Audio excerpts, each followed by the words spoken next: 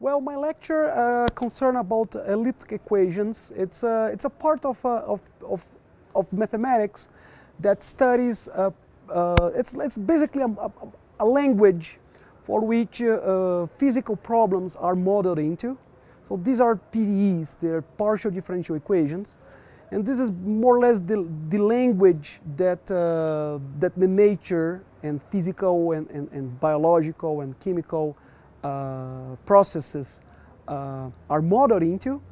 And I studied problems, I talked about problems that have some sort of diffusion. So this is, for instance, the case where you study temperature distribution in a room, or you study electromagnetic fields, or even financial mathematics it's supported by equations that involve some sort of diffusion. And my talk was like an overview of this theory, which is a beautiful chapter of mathematics.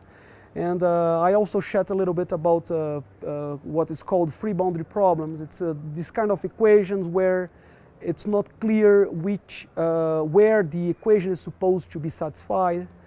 And I reported some new developments on smooth the properties of solutions.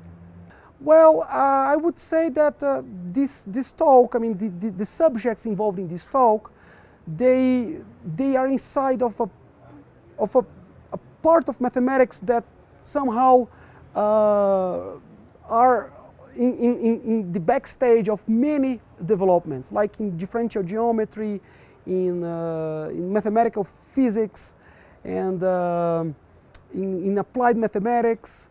So it's like a supporting theory for many developments. Well, I would say that since I was little, I had a very interesting connection with mathematics. I remember that when I was a kid, maybe 5 or 6 years old, my father used to challenge me with mathematical questions like general questions, or adding or subtracting, or some like problems that involve some thinking. And I like that a lot. And I think I grew up having in mind that mathematics was something that I had a very a close connection with.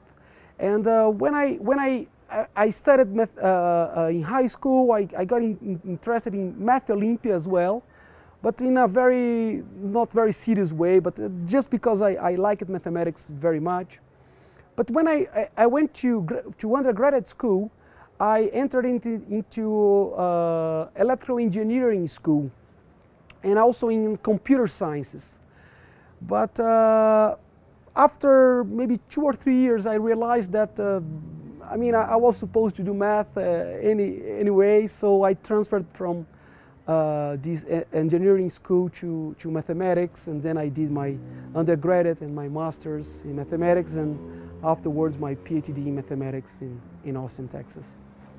Well, I see the future of mathematics with a lot of enthusiasm.